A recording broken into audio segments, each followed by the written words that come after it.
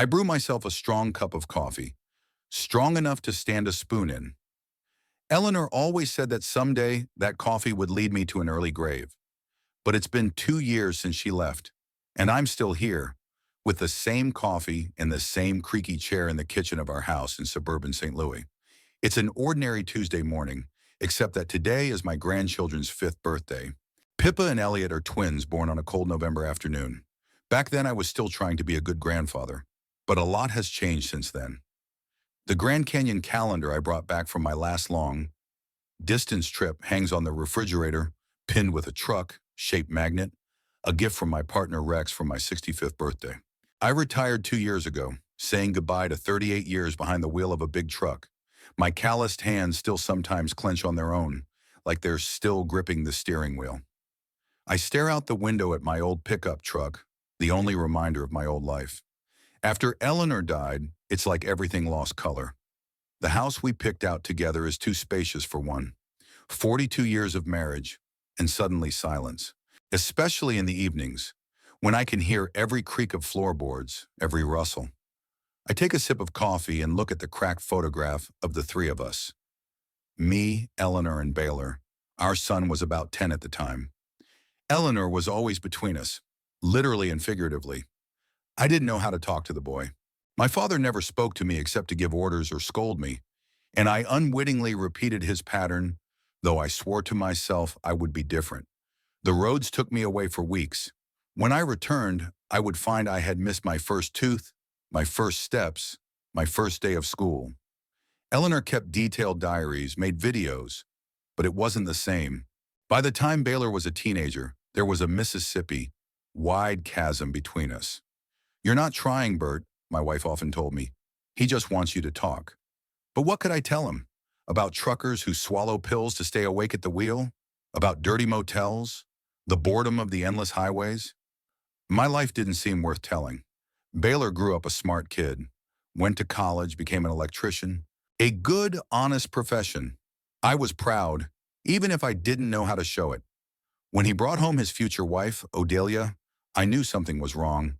Too smooth, too calculating.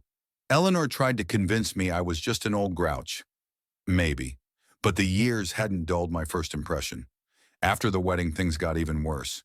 Odelia worked at the insurance company, and her eyes were clearly disdainful of the uneducated trucker. Baylor became increasingly distant, calling only his mother. When the twins were born, I tried to connect. It got better for a while until Eleanor got sick. Pancreatic cancer. The diagnosis sounded like a verdict.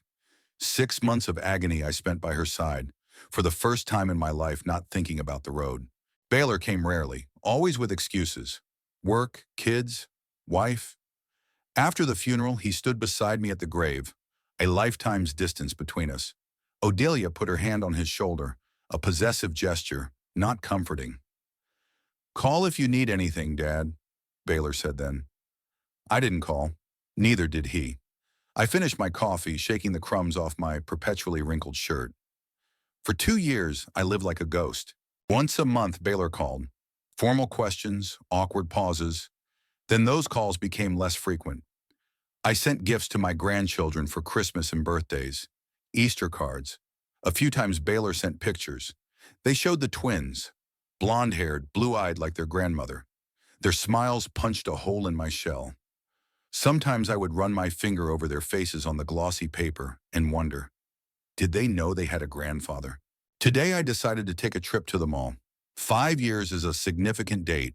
I haven't yet gotten an invitation to the birthday party, which, if I remember correctly, will be this Saturday. But I'm used to being forgotten about. In the children's store, I feel out of place. A heavy-set older man with rough hands among the brightly colored toys. The young saleswoman looks on with curiosity. "What can I do for you?" "I'm looking for presents for my grandchildren." A boy and a girl, 5 years old, twins. She smiles and I notice a gap between her front teeth. Like Eleanor's. "We have a great selection. What do they like?" I freeze. What do they like? I don't know. I don't know what their favorite colors are, what cartoons they watch, what books they read to them before bed. "Yeah, I'm not really sure. We don't see each other that often. Something akin to pity flashes in her eyes and then goes out. She leads me down the aisle, showing me toys, patiently explaining. I pick out a wooden railroad set for Elliot. I think any boy would love one of those. For Pippa, it's harder to choose. Perhaps something creative? The sales clerk suggests. This bracelet, making kit, is very popular. I agree, and she wraps the presents in brightly colored paper with dinosaurs and fairies. I hold out a worn credit card, sign the check. I thank her awkwardly. Leaving the store, I sit on a bench in the mall. Nearby is a lighted fountain, and people with bags are rushing around. I look at my purchases and feel like an imposter. What kind of grandfather am I if I don't know the most basic things about my grandchildren? My thoughts are interrupted by a phone conversation behind me. A woman's voice sounds irritated. Of course, Rita, we've prepared everything. On Saturday from 10 o'clock in the morning, at the Happy Frog, animator, birthday cake, all the things. No, he's not coming. Baylor doesn't think he should be invited. I tense up, even though I know the conversation could be completely unrelated to me. You realize Odelia never liked him. After that fight at Christmas? Yeah, but the kids got attached for some reason. No, Baylor says it's best not to create tension. The woman goes into a whisper, and I can't make out the next few sentences. Then she gets louder. Arrive early to help with the balloons. And yes, no reminders of Grandpa. She gets up and walks past me, a skinny blonde in a business suit. Our eyes meet for a moment, and she looks away, clearly not recognizing me. Probably a friend of Odalia's. I sit, frozen, with the bags in my lap. So it's like this. No reminders of Grandpa. The argument at Christmas was stupid. Odelia made a remark about me arriving in a shabby jacket. I muttered something curt. A small thing, but apparently the last straw. I pull out my phone, an old clamshell that elicits chuckles from the youth. The last call from Baylor was 2 months ago. I hesitate for a second, then dial his number. Ringtone, voicemail. I don't leave a message. What do I say to him? Hey, son, I found out you decided not to invite me. I'm past the age of playing the pity card. In the car, I put the presents in the passenger seat where Eleanor used to sit. I turn on the radio and some modern music comes on, which I immediately turn off. Silence seems more appropriate. Looking out the windshield at the gray November sky, I make a decision. I'm going to Fairmont on Saturday. Not for the holiday, of course. That bridge has already been burned. But I'll leave gifts. Maybe I'll get a glimpse of the grandkids. It's better than nothing. I'm starting the engine. Silly, I suppose, an old man who doesn't know when to stop. But in the fading light of day, amidst the noise of the mall, I feel something I haven't felt in a long time. Determination. One last try, not for Baylor or his wife, but for Pippa and Elliot, for those happy faces in the pictures. On the way home, I stop at a gas station and buy a road map to Fairmont. Old habit. I've always preferred paper maps to navigators. It's a 3-hour drive one way. I can make it. Fairmont greets me with a drizzle. The windshield wipers lazily smear drops across the windshield as I drive down a downtown street I've never been to before. Baylor and his family moved here a year and a half ago. A new job, new opportunities. As he said in a phone conversation then, "Clean slate, Dad. My old pickup looks alien among the neat houses with mowed lawns." According to the navigator, which I did install on my phone on the advice of the clerk at the electronics store, there are 2 turns left to their house. My hands on the wheel are sweaty, and I can feel my heart pounding somewhere in my throat. Maybe this was a bad idea. Maybe I should have called first. Maybe I should have waited for Baylor to invite me himself, even if it was 10 years from now. On the dashboard is a small picture of Eleanor. "What would you do, honey?" I mentally ask. She's always had a knack for smoothing over corners, finding the right words. Unlike me.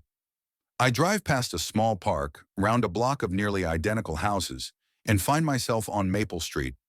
I check the address Baylor sent in the last message. Number 26, a 2-story house with a white picket fence and a 2-car garage. Parking a little farther away, I sit for a few minutes, gathering my thoughts. Odelia's silver minivan is parked in the driveway. Baylor is apparently not home. His blue Toyota is missing. It's 15 o'clock. The celebration should have ended. Maybe they're still at that children's center. What's his name? Happy Frog? But then I notice movement in the garden behind the house. children's figures flashing by. I get out of the car, grab the gift bags, and walk slowly to the gate at the back of the yard. It's almost stopped raining, but the drops still hang on the bare branches of the trees. The wicket is unlocked. I open it carefully, trying not to squeak the hinges. In the garden is a playground with swings, a sandbox, and a small plastic house. And there, by the slide, are two children playing. My grandchildren. They've grown a lot since the pictures Baylor sent. Pippa, in pink overalls and rubber boots with cartoon frogs, is arranging some figures on the edge of the sandbox. Elliot, dressed almost the same way, only in blue, is launching a small car down a slide. They're engrossed in the game and haven't noticed me yet. I stand, hesitant to move on. My grandchildren. I know so little about them, but I feel a strange connection, the same one I felt when I first saw Baylor's newborn. It's like a part of me lives in them. "Hello," I say softly, but clearly enough for them to hear. Both their heads turn toward me at the same time. They stare perplexed for a second, then Elliot's eyes widen. "Grandpa Bert," he exclaims, and his voice is not one of fear, but of surprise and something akin to joy. Pippa recognizes me too, though she's only seen me in old photographs. She jumps to her feet, and I think they're going to run up and hug me, like in those sentimental movies Eleanor loves so much. But instead, there's a strange expression on their faces, a mixture of worry and determination. "Grandfather, get out of here, now!" Pippa says in a small but serious voice. I freeze in place, still holding the holiday packages. Those were definitely not the words I was expecting to hear. "What?" I ask back, thinking I'd misheard. Elliot comes closer, his blue eyes, the exact copy of my Eleanor's eyes, looking worried. "You have to leave, quickly," he whispers, looking back at the house. I drop to one knee so I'm level with them. The kids don't look scared of me personally, more concerned about something else. "I just wanted to wish you a happy birthday," I say, holding out the packages. "I'm your grandfather. Do you remember me?" "Of course we do," Pippa replies with such an adult expression on her face that it's almost frightening. "You came over for Christmas and then Mommy yelled at Daddy for a long time." I can feel my insides clenching. So they heard that fight. They heard Odelia tell Baylor that I was a toxic old man who only ruins the holiday. I slammed the door and left. Pride wouldn't let me apologize, though maybe I should have. "I didn't mean to." I start, but Elliot interrupts me. "Just go away, please, before our mom sees you." He's almost pleading, and there's such genuine concern in his voice that I can't help but look back at the house. Through the glass door leading from the kitchen to the garden, I can see someone moving around inside. Odelia? Or is Baylor home after all? "What's going on?" I ask the kids. "Nana, why do you want me to leave?" Pippa takes a step toward me and suddenly takes my hand in her small palm. "Mommy called Uncle Noah. He's a policeman." She pronounces the word in syllables, clearly repeating what she's heard. "She said if you came over, he'd pick you up." I feel my back grow cold. Noah Prescott is Odelia's brother. I only met him once, at their wedding. Typical cocky cop with delusions of grandeur.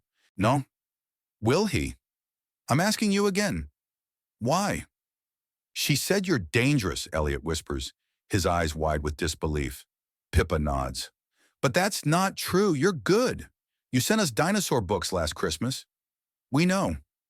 The words make my throat constrict. They remember my presence. They don't believe what Mom says about me. "Mom doesn't know we're here," Elliot continues. "She thinks we're in our cabin playing. But if she sees you..."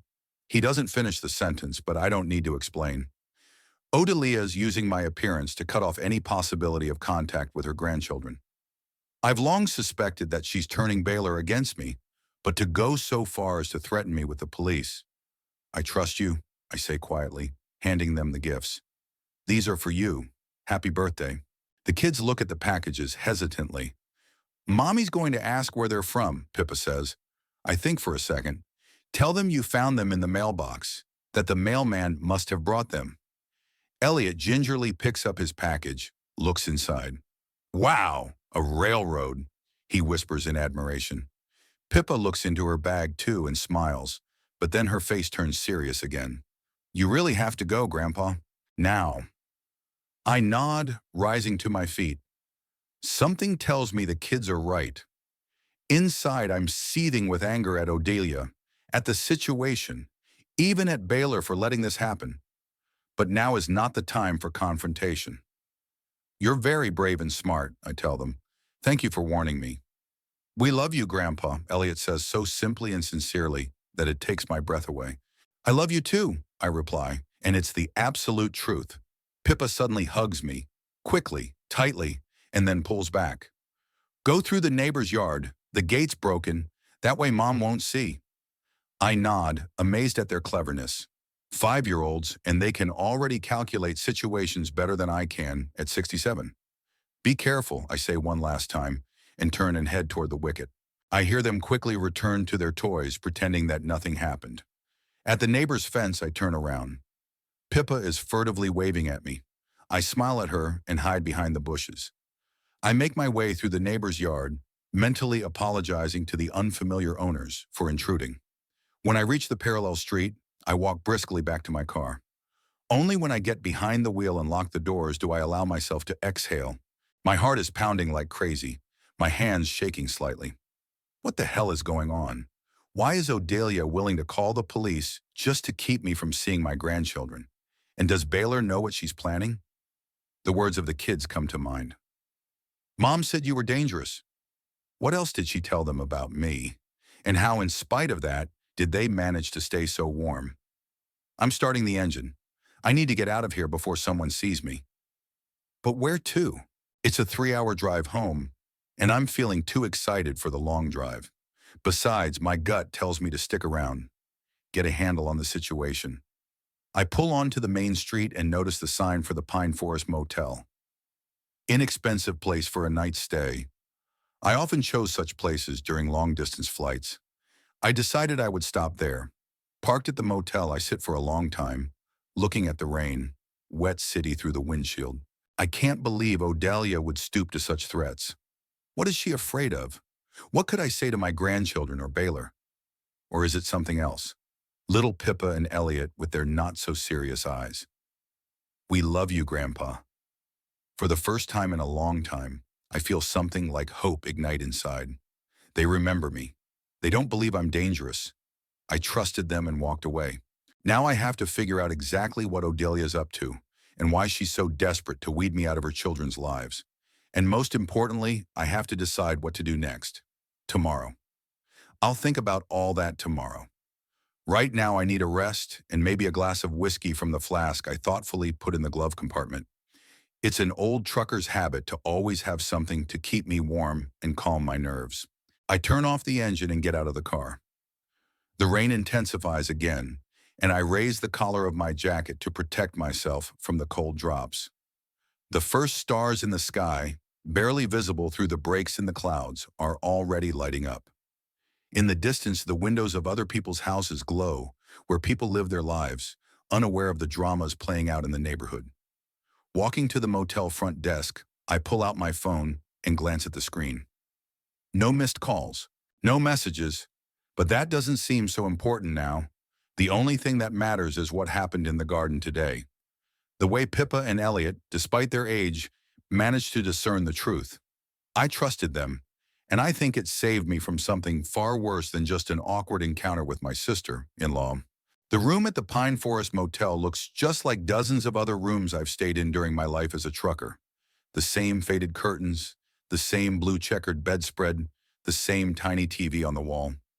Even the smell is the same, a mixture of old carpet, cleaning products, and stale tobacco that has embedded itself in the walls despite the strict smoking ban. I sit on the edge of the bed, looking out the window at the parking lot where my pickup truck stands lonely.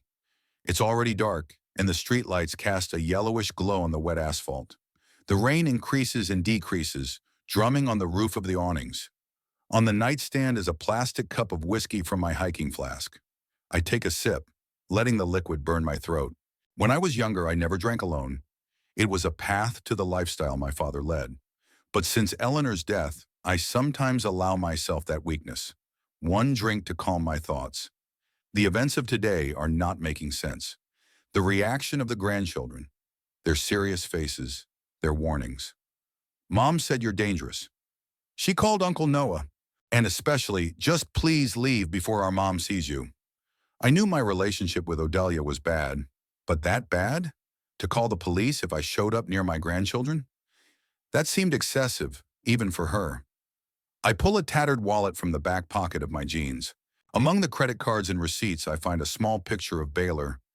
He's about 12 years old, standing with a fishing rod by the lake, smiling a rare open smile for him.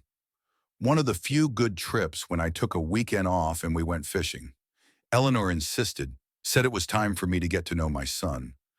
I swallow the lump in my throat. Where had I gone wrong when I lost him? Was there a chance to make things right? And did I miss it? I pull out my phone, stare at the dark screen. Should I call Baylor?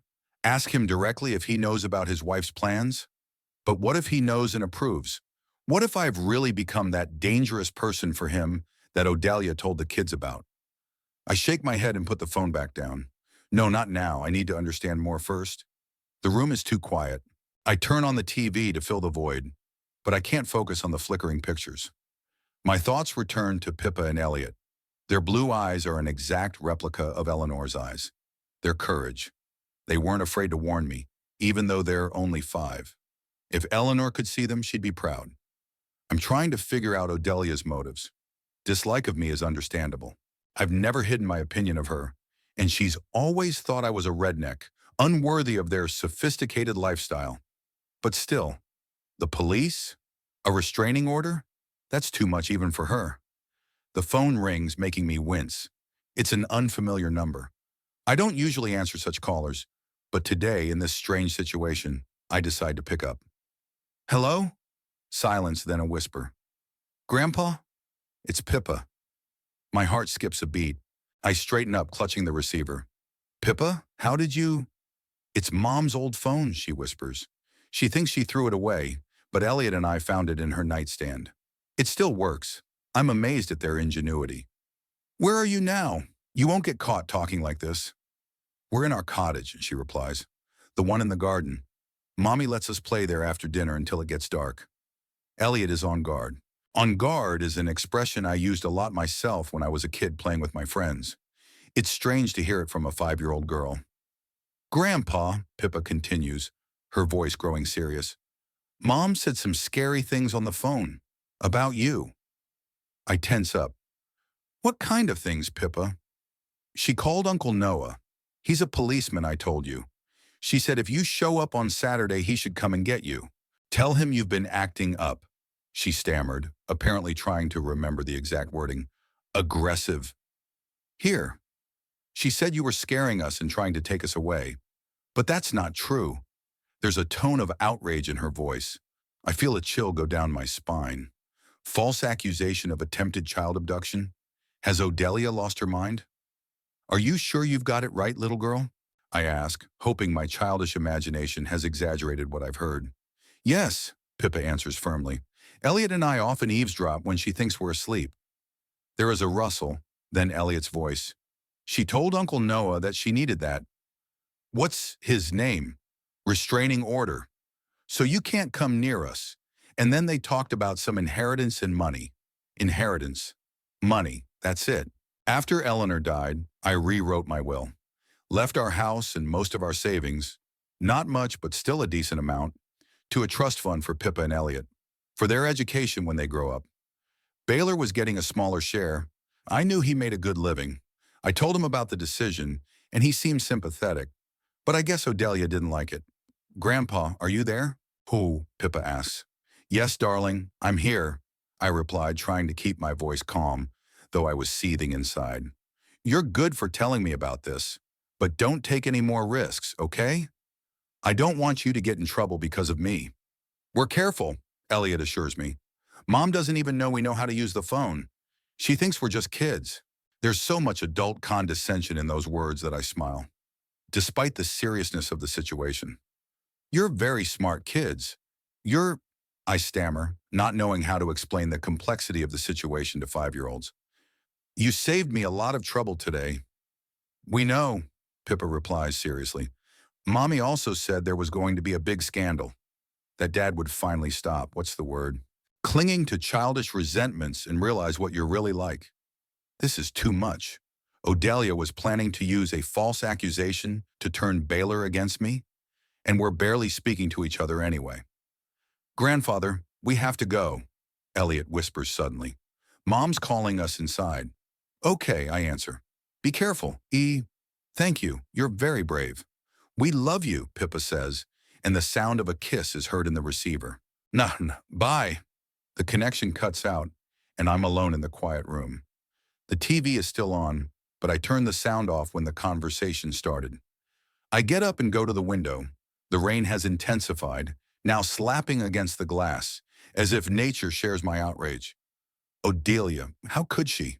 Plan such a sneaky thing, use her cop brother, set up Baylor, all for money?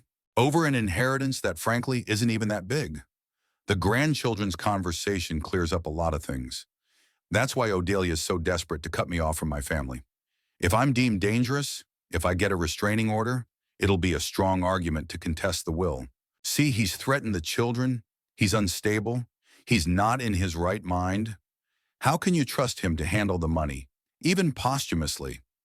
I'm not a lawyer, but it's clear even to me that this could work, especially with a brother cop willing to corroborate the charges.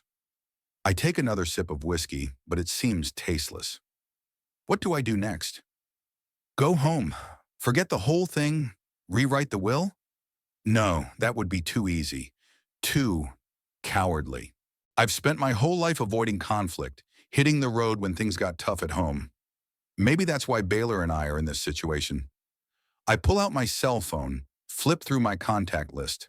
I stop at the name Webster Conroy, old friend of mine, former lawyer, now retired. We haven't spoken since Eleanor's funeral, but if anyone can give me advice on this situation, it's him.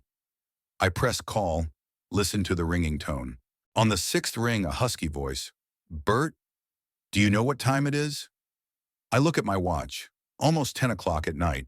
For a retired guy like Webster, it's late at night. I'm sorry, Webb. Yeah, I'm in trouble. Pause then. Real problems or I drank and I'm sad problems?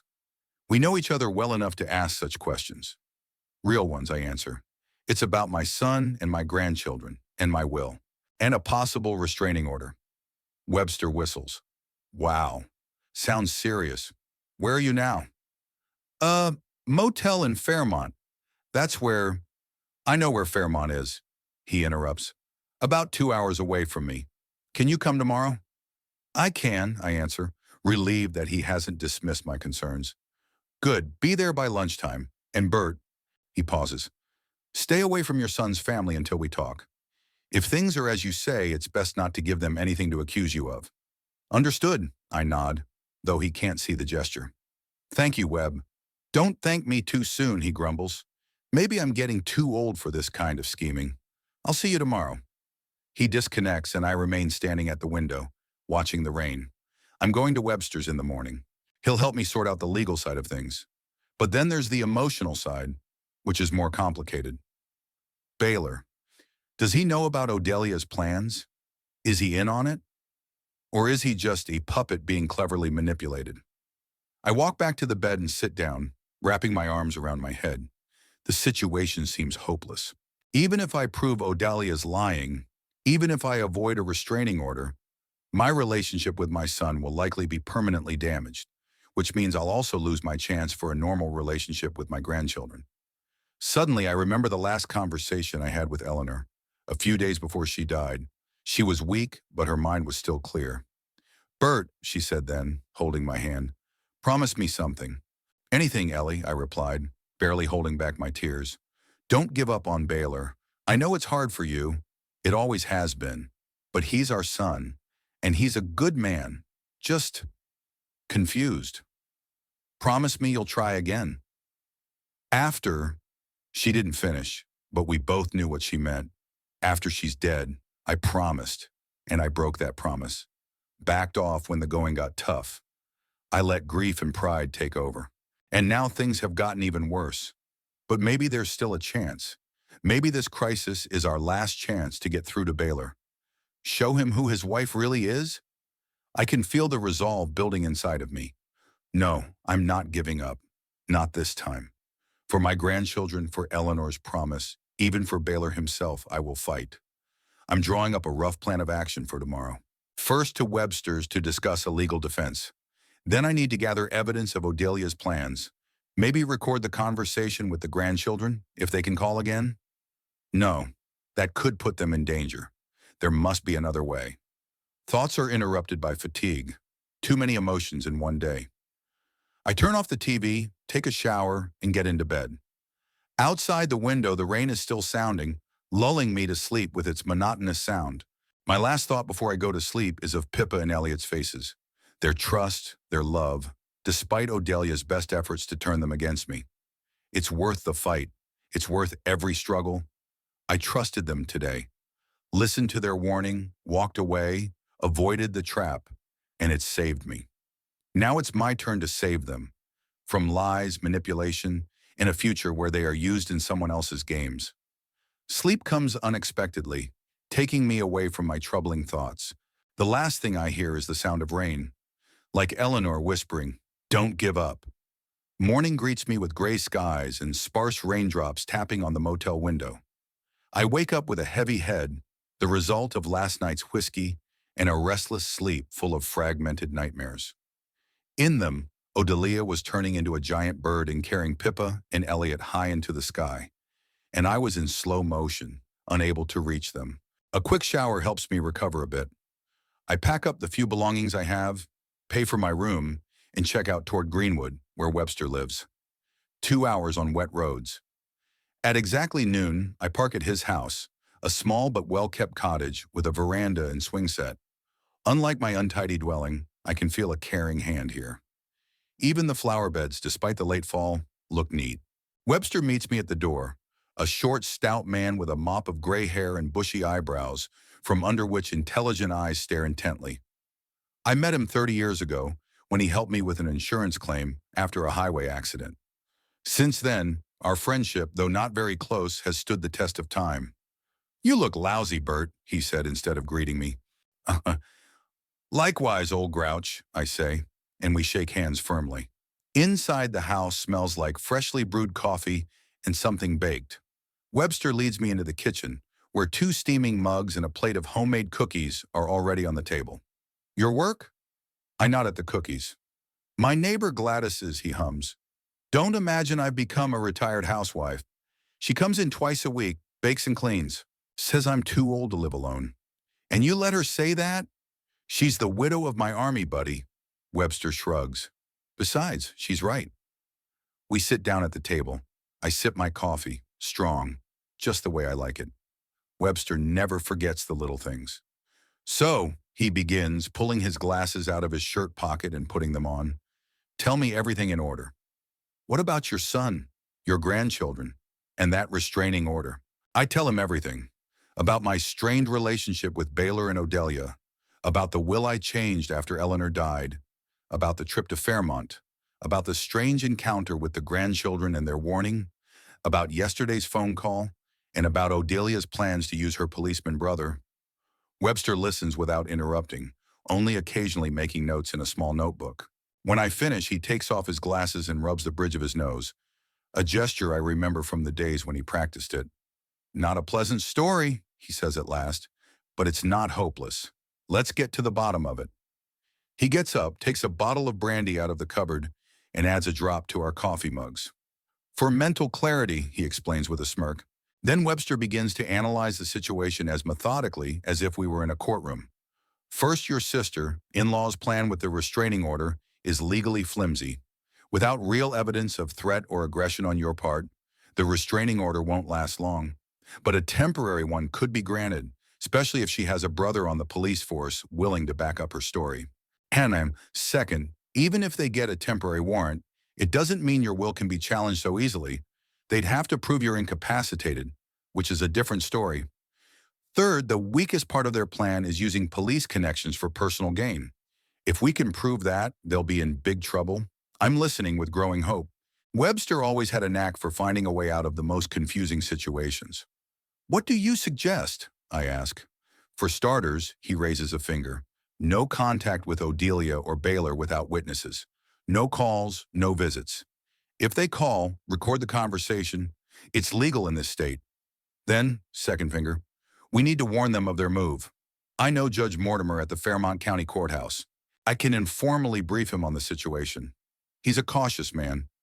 Doesn't like police connections being used for personal gain. And finally, third finger, we'll update your will today. We'll add a clause stating that if it's contested without good cause, all the money will go to a charitable, a special trust that neither Baylor nor Odalia will have access to until the kids are of age. Chianan, will that work? I ask. It might not work, Webster answers honestly. But it will let them know that you're not as simple as they think, and that if they want a war, you're ready. I sigh, looking out the window at the wet fall garden. The thought of war with my own son causes a physical pain somewhere in my chest. I don't want a war with Baylor, Webb. I just want things to be different. Webster looks at me for a long moment, then nods. I know, but sometimes you have to choose the lesser of evils. It's better to prepare for the worst and hope for the best. He's right, and I know it. But preparing for a legal battle with my own family makes me feel even more alone than before. For the next few hours, Webster and I work out the details of the plan. He calls people he knows in Fairmont legal circles, updates my will on his old but still working computer, prepares documents that might be needed if the conflict escalates. While he's busy making calls, I sit in his living room, looking at the photos on the mantelpiece. Webster with his wife, who died of cancer the year before Eleanor. Webster with his son and daughter. Both successful, both maintaining a warm relationship with their father. Webster with his grandchildren. He has 4 of them, and in all the photos he hugs them with genuine joy. And then a wave of realization hits me. The difference between us is not luck. It's not that he got the best kids. It's how we built relationships with them. Webster, despite his demanding job as an overtime lawyer, always made time for his family. I remember him turning down lucrative cases if they interfered with the children's school activities. How he took them fishing every summer. How he read to them before bed, even when he was exhausted. What did I do? Missing months on the road. Missed important events in Baylor's life. I told him I was tired when he asked me to play. Constantly putting off quality time for later, for weekends, for the next vacation, which somehow never came. I close my eyes and the memories come over me like a wave. Baylor is 7 and he's waiting for me at the window on his birthday. I promised to come, but I'm stuck in a blizzard in Montana. I call Eleanor, tell her I'll be a day or two late. She doesn't rebuke, just says quietly, he hasn't left the window all day. Baylor is 12, and he won the school science contest with a project on truck engines, a topic he chose to please me. I didn't make it to the award ceremony, an emergency flight, a nice bonus. Eleanor videotaped the whole thing, but I never watched it. I kept saving it for later, and then the tape got lost in the move. Baylor's 15, and I find him crying in the garage. First heartbreak, first serious fight with a friend. I don't know. Instead of talking, I pretend I didn't notice. Men aren't supposed to see each other's tears. That's how I was raised. Baylor is 18, and he informs me that he's not going to college, but is going to apprentice as an electrician. I'm disappointed. Eleanor and I have been saving for his education, but instead of understanding his choice, I coldly remark, your money, your life. He leaves, slamming the door. Every memory is like a punch in the butt. How many opportunities did I miss? How many moments when I could have built a bridge, but instead dug a chasm? Webster returns to the living room, holding a stack of papers. It's done, he says, but then stops when he sees the look on my face. What's the matter with you, Bert? No, I messed up, Webb, I say, feeling a lump come up in my throat. From the beginning. I've been a father like my old man, perpetually absent, emotionally closed off, unable to say a kind word. Webster sits down across from me, setting the papers aside. We all make mistakes with our kids, he says softly. I wasn't a perfect father either. But you were there for them, I object. You showed them they were important. And I always put work first. I thought providing for my family financially was enough. Webster is silent for a long time. Then he asks, why did you do that, Bert? You knew how it hurt you when you were a kid. I never asked myself that question. Why was I repeating my father's pattern that I hated so much? I guess, I guess I didn't know any other way, I confess. My father taught me only one thing. A man must support his family. Everything else is sentimentality and foolishness. And you believed him, despite how much you suffered? That question hits the mark. Yes, I whisper. I did. Or maybe I was just afraid I couldn't do it otherwise. That I couldn't be soft, open, that I'd look weak. Webster shakes his head. You know, Bert, my father was the same way. Came back from the war with a shell in his head. Figuratively, of course. Never talked about feelings, never hugged. But I decided I wouldn't be like that with my kids. It was scary as hell to do something no one taught you, but it was the right thing to do.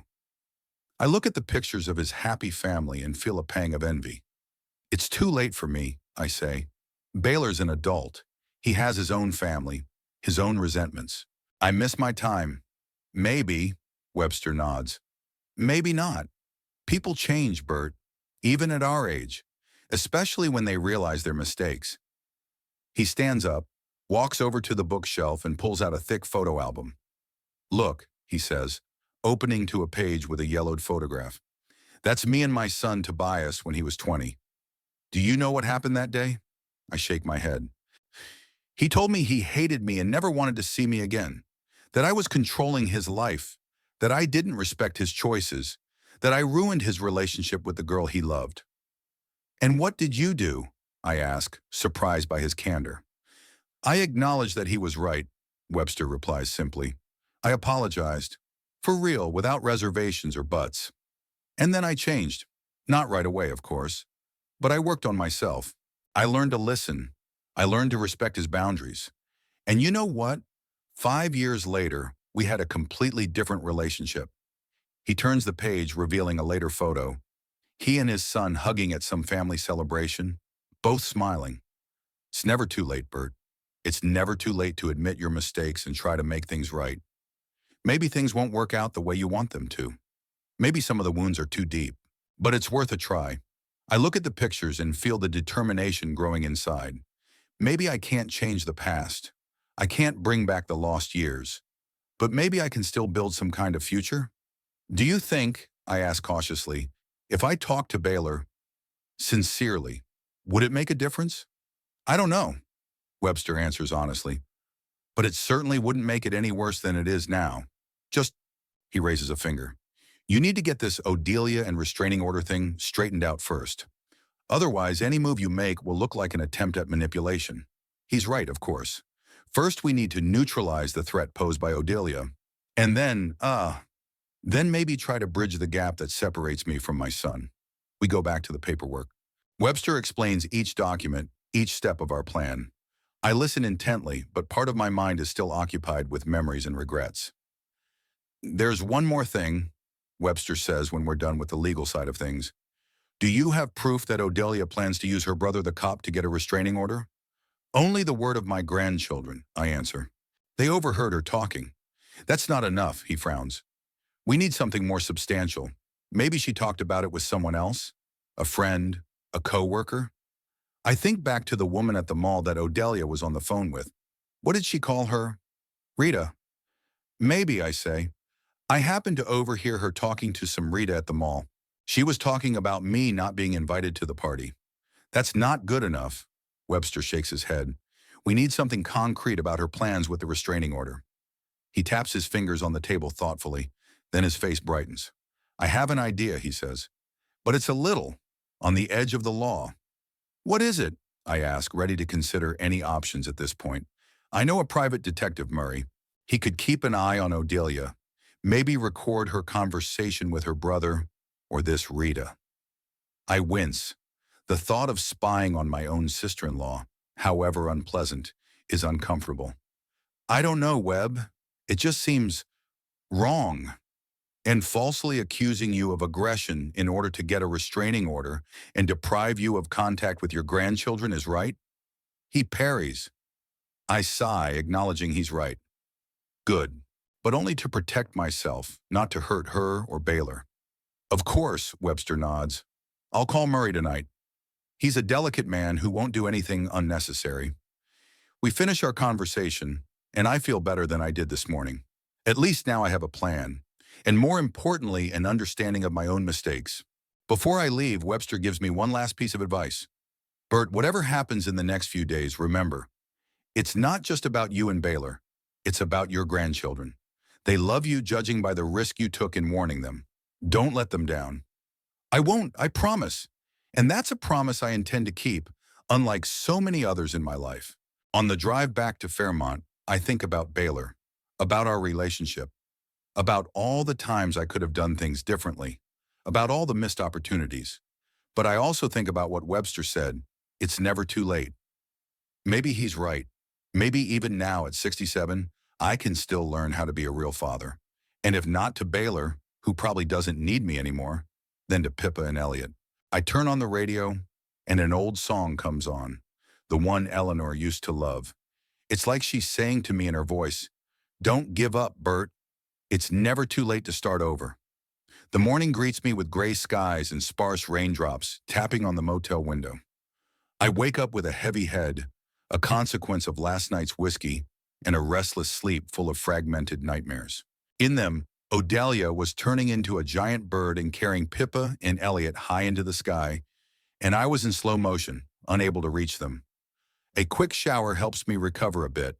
I pack up the few belongings I have, pay for my room, and check out towards Fairmont.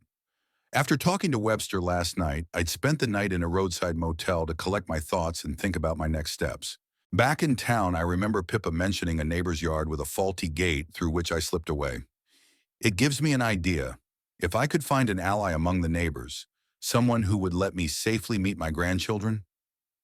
Parking a couple blocks from Maple Street, I walked to the intersection where my son's house was visible. Baylor's blue Toyota was in the driveway. He was home. Odelia's minivan was missing. The neighboring house to the right looked uninhabited. Blinds down, yard neglected.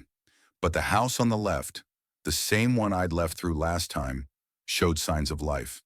There were pots of fall flowers on the porch and children's toys in the yard. I approached cautiously, trying to avoid the Baylor house's occupants. At the mailbox of a neighboring house, I saw the last name Price. Mustering up my courage, I went to the door and knocked. The door was opened by a woman in her 50s with short brown hair and lively brown eyes. She looked surprised but not frightened to see a stranger on her doorstep. "What can I do for you?" she asked. I coughed, suddenly feeling insecure. "I'm sorry to bother you. My name is Bertram Hollister. Yeah, I'm the grandfather of Pippa and Elliot, who live next door." Her face brightened with recognition. "Oh, the Bert the trucker?" That took me by surprise. "Do you know about me?" She nodded, smiling. "The twins talk about you a lot. They love your gifts, and the stories you told them about the long-haul flights you took last time you were here." I felt a lump come up in my throat. They remembered my stories. I only told a couple when I visited them at Christmas. "I didn't know," I mumbled. The woman held out her hand. "I'm Laureen Price. Actually, you and I are almost co-workers. I worked as a dispatcher for the Blue Ridge Transportation Company for almost 15 years. I retired last year.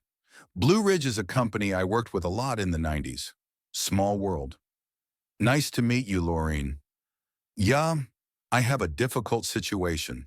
I'm here to see my grandchildren, but my relationship with their parents, strained?" That's what she said. "I've noticed. Odelia never mentions you in conversation. The children, on the other hand, only talk about you when they come to play with my grandson, Timmy." She's backed away from the door. "Would you like to come in for a cup of tea?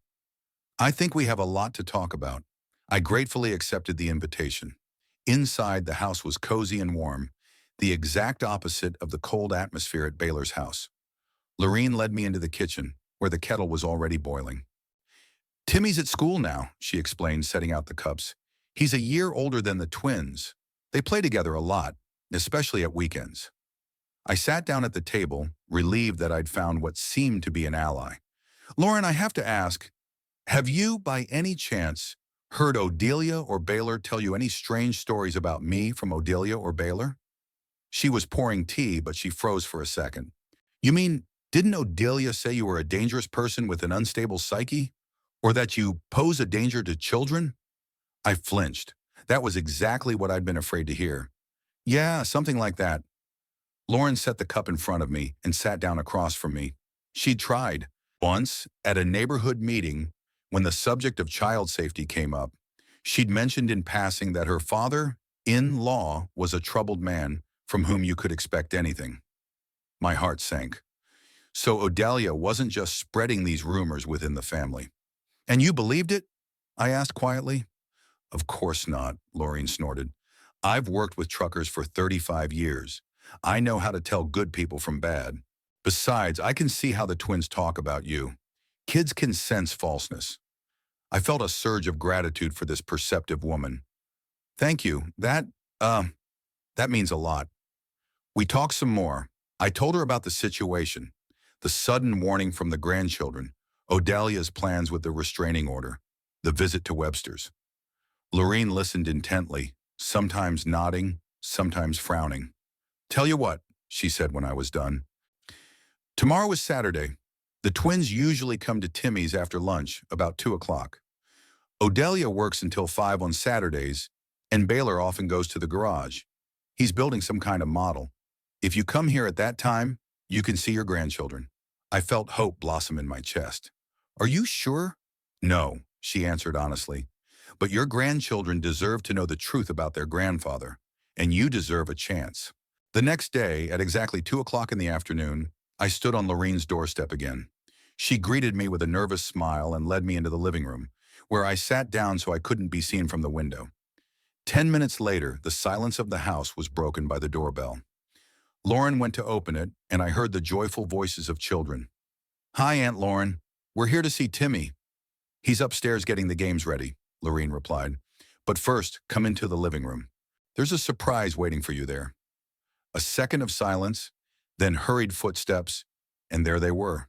Pippa and Elliot, frozen in the living room doorway, eyes wide. Grandpa, Pippa exclaimed, rushing over to me. I stood up and caught her in a hug, feeling little arms wrap around my neck. Elliot joined us, hugging from the other side. I pulled them against me, fighting the lump in my throat. You didn't leave, Elliot whispered. You stayed. Of course I stayed, I answered. How could I leave without talking to you again? Lorene tactfully walked out, leaving us alone. I sat my grandchildren down beside me on the couch and began to ask them cautiously about life back home. They told me that Odalia was very angry about the gifts, that she often spoke ill of me, and that Baylor was usually silent, not agreeing, but not disagreeing either. Grandpa, is it true that you want to take us away? Pippa asked suddenly. Mommy says you want to take us far away. I shook my head. That's not true. I would never take you away from your parents. I just want to see you sometimes, give you presents, tell you stories, to be a regular grandfather. Also, Elliot added, Mom tells Dad you want to take all his money. Leave him with no inheritance. I sighed. So Odalia's playing that card too. Listen, kids, I did change my will, the paper that says who gets what, but not to hurt your daddy. It's to help you when you grow up. For your education, for example. We talked for a while. They talked about school, about their friends, about their favorite books and games. I listened, asked questions, laughed at their jokes. For the first time in a long time, I felt truly alive. Suddenly, the conversation was interrupted by a loud knock on the door. We all froze, and then we heard Odalia's voice. Lorene, have you seen the children? They said they were going to Timmy's, but they're not in the yard. I stood up, feeling my heart sink into my heels. Lorene appeared in the living room doorway with a panicked look on her face. They're here, she whispered. What do we do? Pippa and Elliot looked at me wide-eyed. I made a decision. Open the door, I said to Lauren. We have nothing to hide. Lorene hesitated for a second, then nodded and went to the front door. I heard her open the door, greeting Odalia in a falsely cheerful voice. Heavy footsteps down the hall, and there was Odalia standing in the doorway of the living room, a tall, slender woman with impeccable hair and makeup, her face contorted with rage at the sight of me. What is he doing here? She hissed, glaring at Lorene. How could you? Before Lorene could answer, another voice called out, Odelia, what's going on? Baylor appeared in the doorway. the son I hadn't seen since Christmas. He froze at the sight of me, his face impenetrable. Dad, what are you doing here? He tried to steal the kids, Odelia exclaimed, grabbing Pippa's arm. I told you he was dangerous. He's not, Pippa shouted, breaking free of her grip. Grandpa was just talking to us. He's nice, Elliot added, standing up next to his sister. He doesn't want to take us away, and he doesn't want to take Daddy's money. Odelia turned pale and Baylor frowned, shifting his gaze from the children to his wife. What are they talking about, Odelia? I decided it was time to intervene. About your wife lying, son. Lying to you, lying to the kids, lying to everyone around her. Odelia took a step toward me, her eyes narrowed. How dare you, after everything you've done? What exactly did I do, Odelia? I asked calmly. Come to wish my grandchildren a happy birthday? Written a will that part of the money would go to their education? Or maybe I did something else, like making a threat for which your policeman brother could arrest me and get a restraining order? Baylor turned sharply toward his wife. What's he talking about? What kind of restraining order? Odelia tried to pull herself together. He's crazy, Baylor. I told you, he's making things up to turn you against me. Then why did you call Uncle Noah? Elliot asked suddenly. We heard. You said that if Grandpa showed up, he should take him away and tell him that Grandpa was violent. Baylor turned pale. Lauren sent the children upstairs despite Odelia's protests. As soon as they left, Odelia turned to her husband. You can't trust him any more than you can trust me. I am your wife. And I'm your father, I said. And I'm tired of your lies, Odelia. Tired of the way you manipulate my son and my grandchildren. She was planning to use her brother to get a restraining order against me, based on false accusations. The grandchildren overheard her conversation and tipped me off. Baylor looked at his wife, and I could see the doubt creeping into his eyes. Is it true, Odelia? She tried to brush it off. It was just a precaution, Baylor. For protection. Your father is unpredictable. You said so yourself. For protection? I repeated. Or was it to ruin my relationship with my son and grandchildren? Or maybe it's the money, Odelia. The fact that I changed my will in favor of my grandchildren? Odelia turned even paler, and I realized I'd hit the mark. You've been planning this from the beginning, I continued. You've been turning Baylor against me, sowing doubt. And when you found out about the will, you decided to act. Baylor looked at his wife in shock. Odelia, is it true? She suddenly changed tactics, her face contorted into an angry grimace. What if it is? She hissed. Your father was never a real father to you. He abandoned you and your mother for his own roads. He missed everything important in your life. She took a step toward Baylor. He doesn't deserve to be a part of our lives. He doesn't deserve to see our children. And he certainly doesn't deserve to dictate who his money goes to. I stared at Baylor, trying to figure out what he was thinking. His face was tense, his eyes darting between me and Odelia. Baylor, I said quietly, I know I haven't been a good father. I've made mistakes. The same mistakes my father made with me. I didn't know how to show my feelings. Didn't know how to be there for you when you needed me. I took a deep breath. But I've always loved you, and I never meant to hurt you. I just, didn't know how to be different. Didn't know how. Odelia snorted. Sentimental nonsense. He's just trying to manipulate you, like he always does. But Baylor held up a hand, stopping her. Let him finish. I continued, looking my son in the eye. After your mom died, I've been thinking a lot about my life. About what I lost, about what I missed out on. I'm not asking you to forget or forgive. I'm just asking you to give me a chance to be a grandfather to Pippa and Elliot, to be a better grandfather than Dad was. Odelia opened her mouth to say something, but Baylor stopped her again. So you were really planning on using Noah to get a restraining order? He asked his wife. Odelia blanched. I was doing what I thought was necessary to protect our family. From what? Baylor's voice grew harsher. From the old man who came bearing gifts for the grandchildren's birthday? He's unpredictable, Odelia exclaimed.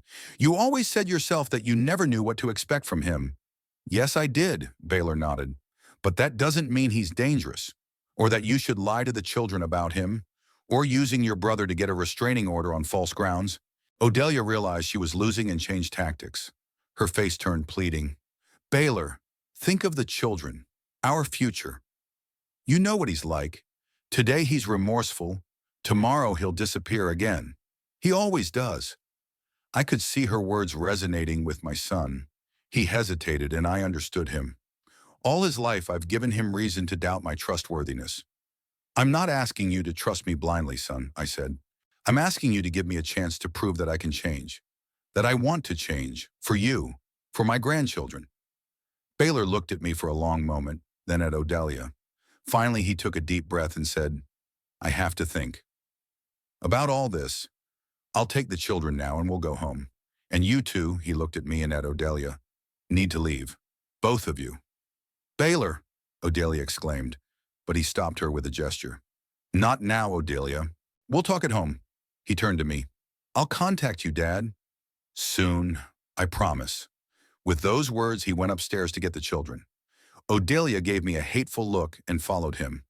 I was alone with Lorene, who had been standing silently against the wall the whole time.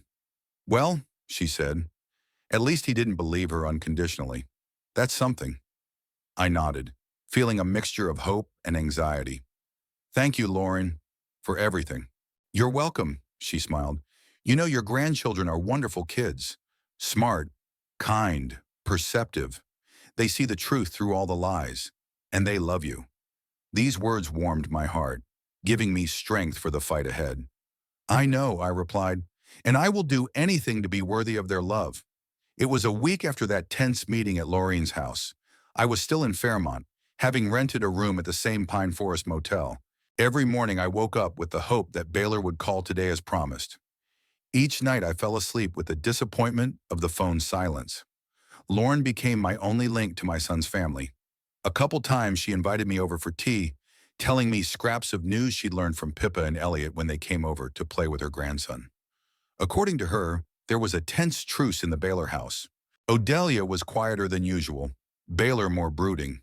The children asked about me but got evasive answers.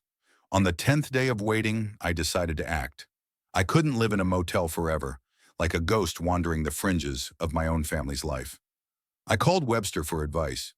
Webb, you were right, I said when he picked up the phone. Baylor promised to contact me, but it's been 10 days. I think he's made his choice. Webster paused for a moment, then sighed. Don't jump to conclusions, Bert. These things take time. He may still be trying to figure himself out. Maybe, I replied, but I can't wait any longer. I've made up my mind. I'm staying in Fairmont. You're staying? Webster was surprised. For good? Yeah, I want to buy a little house here. Be closer to the grandkids. Even if Baylor isn't ready to bond with me, I want to give Pippa and Elliot a chance.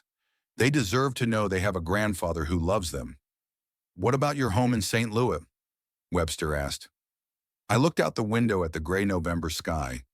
I pictured my old house, spacious but empty, full of the ghosts of the past and the echo of Eleanor's footsteps. I'll sell it, I said firmly. There are too many memories and too much loneliness. Webster paused for a moment, then said, You know, Bert, I'm proud of you. Not everyone our age is ready to start over, especially for the sake of others. His words touched me, though I tried not to show it. Thanks, Webb. Your support means a lot to me. The next day I contacted a realtor. Fairmont was a small town, and real estate here was cheaper than in St. Louis. My savings and the money from the sale of my house made it possible to buy something decent, even with the money set aside for my grandchildren. The realtor, an energetic, middle-aged woman named Paula, showed me several options. One of them, a small one, story house on Pine Street, just a 15-minute walk from the Baylor house, looked good to me. Nothing fancy. 2 bedrooms, living room, kitchen, cozy backyard. But it was bright and sturdy and somehow right. I'll take it, I said to Paula after a quick look around. She looked surprised at my quick decision. Would you like to look at more options? Maybe something with a bigger lot or... No, I shook my head. This one's fine. When can we close the deal? It took a few days to finalize the purchase. I signed all the necessary papers, put down a deposit, and started preparing for the move. At the same time, I contacted a real estate agent in St. Louis to put my old house on the market. All the while, the phone remained silent. Neither Baylor nor Odelia made any contact. I didn't try to impose, realizing the ball was now in their court. But each day of waiting got harder. On the 12th day after the confrontation, as I sat in Mildred's diner getting a cup of coffee, the door opened and Baylor walked in. He noticed me right away, hesitated for a second, then strode determinedly toward my table. "May I?" he asked, pointing to the chair across from me. I nodded, feeling my heart start to beat faster. Baylor sat down, ordered a coffee from Mildred, who was passing by, and was silent for a while, gathering his thoughts. "I heard you bought a house on Pine," he said at last. "News travels fast in small towns," I remarked. "Paula is Odelia's cousin," Baylor explained. "She told her right away." I sighed. I should have known. It's a small world, especially in a place like Fairmont. "And what, Odelia's already planning how to run me out of town?" I tried to make a joke, but it came out bitter. Baylor didn't smile. "She's not thrilled, you realize. But this isn't about her. I wanted to talk about us, about what happened." I straightened up, preparing for a serious conversation. "I'm listening, son." Baylor took a sip of the coffee he'd brought, then looked me straight in the eye. "I've been thinking about a lot of things these days. Talked to the kids, talked to Odelia. Tried to remember all the times you weren't there for me when I needed you, and you weren't." I felt everything inside clench with pain and guilt, but I didn't interrupt him. "And you know what? I remembered other times. When you did come over, when you taught me how to fish, when you brought me souvenirs from long voyages, when you were proud of me at school, even if you didn't say so directly." He paused, fiddling with his cup. "You weren't a perfect father, but you weren't the monster Odelia sometimes tried to make you out to be." "She's afraid," I said quietly. "Afraid I'll take away some of your love, some of the children's attention, maybe even some of the money that would go to you." Baylor nodded. "I know, we've talked to her a lot about this, about her fears, about her manipulations. She's not a bad person, Dad, just very insecure." I marveled at his insight. My son has grown wiser than I have. "And now what?" I asked. Baylor took a deep breath. "Now we have to decide how to move on. All of us. You know why I bought a house here," I said. "Not to interfere with your life. It's to be near my grandchildren, to give them a chance to get to know their grandfather while I'm still here." Baylor gave me a long look, like he was seeing me for the first time. Maybe he was seeing me for the first time, not through the prism of childish resentment, but in a mature, clear way. "They miss you," he said at last. "Every day they ask when you're coming. Even Odelia can't ignore it." I felt a warmth spread through my chest. "And you?" I dared to ask. "Do you miss me too?" Baylor looked away, and I could see his jaw tighten, holding back the emotion. "I don't know, Dad. Honestly, it's been too many years. Too many resentments build up. I can't just turn the page and pretend everything's okay." His words hurt, but I knew they were fair. I deserved that answer. "I'm not asking you to forget or pretend," I said quietly. "I'm just asking you to give me a chance to prove that I can be better, that I want to be better." Baylor finished his coffee and set the cup on the table with a quiet clatter. "I can't promise that we'll ever be close again, Dad. Too much water has passed. But I won't interfere with your relationship with Pippa and Elliot. They deserve to know their grandfather. On one condition: no interference in our parenting methods. No criticizing Odelia in front of the children, and no attempts to turn them against us." "I would never," I began, but Baylor held up a hand to stop me. "I know, but I needed to say it. For Odelia, she only agreed to compromise on those terms." "I understand," I nodded, "and I accept.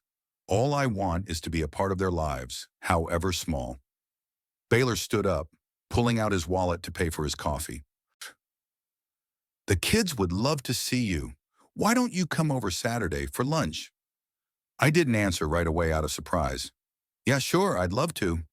"Good," he put the money on the table. "I'll see you Saturday." He turned to leave, but I called out to him, "Baylor?" He stopped, looking at me questioningly. "Thank you," I said simply, "for the chance." My son nodded, then walked out of the diner, leaving me alone with a feeling akin to hope. I spent the next few days setting up the new house. It was practically empty, just the bare essentials of furniture I'd bought at a local store. I decided not to move most of the stuff from the old house. Too many memories, too much of the past. I was starting a new life, and I wanted everything in it to be new. In one of the bedrooms, I'd set up a children's corner with books, toys, and a little drawing table. I didn't know if Odalia would let her grandchildren come to visit me, but I wanted to be prepared. Saturday, I was as nervous as a teenager before a first date. I put on my best shirt, which still looks shabby though. I bought small gifts for the kids. Nothing expensive or flashy, just space books for Elliot and a bracelet. Making kit for Pippa. At 12 sharp, I stood on the doorstep of Baylor's house, feeling my heart ready to jump out of my chest. The door was opened by Odelia. Her face was tense but polite, an improvement over the last time we'd met. "Hello, Bertram," she said dryly. "Come in. The children are waiting." I walked into the house trying not to react to her cold tone. In the living room, Baylor was fiddling with some electronic device, and Pippa and Elliot were sitting on the floor drawing. When they saw me, they jumped up, shouting, "Grandpa!" and they rushed to hug me. I knelt down to be level with them and hugged them tightly. Baylor watched the scene with a slight smile, Odelia with poorly concealed displeasure. Lunch had gone tolerable. Odelia barely spoke to me, addressing Baylor and the children mostly. I didn't insist on talking, realizing that it was a difficult situation for her too. The important thing was that the kids were happy. They talked to me about their schoolwork, their friends, their dreams. Elliot showed me drawings of planets. Pippa showed me her first attempts at embroidery. After dinner, when the children had gone to play in the garden and Odelia had done the dishes, Baylor and I were alone in the living room. "Thank you for inviting me," I said. "It meant a lot to me."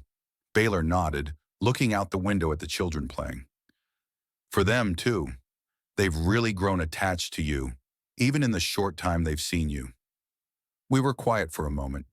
It was strange sitting like this, in my son's house, after all the years of separation and estrangement. "You know," Baylor said suddenly, not looking at me, "I always thought you didn't like me and Mom. That work was more important to you." I flinched at the pain in his voice. "That's not true, son." "Yeah, I just didn't know how to show my feelings. I thought that providing for my family financially was enough. That was love." "Like your father," Baylor said quietly. I looked at him in surprise. "Do you remember? You were only 5 when he died." Baylor shrugged. "I don't remember him, but what you told me about him." "Rarely, reluctantly, but still. I realized you were repeating his mistakes, even though you hated them." "Yes," I admitted. "That's right. A vicious circle I couldn't break." Baylor turned to me. "You know what's scary? I sometimes catch myself doing the same thing with Pippa and Elliot, pulling away, diving into my work, putting off quality time for later." I felt a lump come up to my throat, my guilt, my responsibility, this pattern of behavior that had passed from my father to me and now threatened to pass to my son. "It's not too late to change it," I said quietly. "Believe me, I know. All my life I thought I had to be strong, unyielding, like my father taught me. But the real strength is in the ability to be present, to be open, even when it's scary." Baylor looked at me for a long moment, then nodded. "Maybe you're right. Maybe we both have things to learn." It wasn't a full reconciliation. It wasn't forgiveness, but it was a small step toward an understanding we never had. That evening, as I was about to leave, Pippa came up to me with a serious expression on her little face. "Grandpa, can we come and visit you? Mommy said you have a house now." I sat down so I could keep up with her. "Sure, baby. If your parents say it's okay. I even have a special corner for you and Elliot." "I want to see it," Elliot exclaimed, running up to us. "Can I, Mom?" He turned to Odelia, who was standing at the door with a tense face. "We'll discuss it later," she said evasively. "Now it's time to say goodbye to Grandpa. It's time for him to go home." The children reluctantly obeyed, hugging me goodbye. Baylor walked me to the door. "That was good," he said. "Why don't we do it again in a couple weeks?" "I'd love to," I replied, feeling the warmth in my chest. As I drove back to my new home, I thought about the strange way life had turned out. I'd spent 2 years in a daze after Eleanor's death, unable to move on. And now I was starting over, in a new city, with new relationships and new hopes. A full reconciliation with Baylor would likely never happen. The wounds were too deep, had been festering for too long. Odelia will probably never fully accept me, will always see me as a threat. But Pippa and Elliot, they gave me a chance to be something better than I was, to become the grandfather they deserved. Walking into my empty house, I didn't feel lonely for the first time. Instead, I felt opportunity, a chance to make things right, even if not for myself and Baylor, but for the next generation. A chance to break the chain of coldness and alienation that stretched from my father to me, from me to Baylor. I sat down on the couch in the half-empty living room and pulled out an old picture of Eleanor. She was smiling from the shabby snapshot, and I felt like she approved. Always believed in me more than I believed in myself. "I'm trying, Ellie," I whispered. "Trying to fix what can be fixed." It was a long road ahead. Odelia would resist. Baylor would waver between old hurts and new hope. But I was ready for it. Ready to fight for the right to be a part of my grandchildren's lives. Ready to prove that a person can change, even at 67. I used to run away from my problems, get behind the wheel and hit the road when things got tough at home. Now I've decided to stay.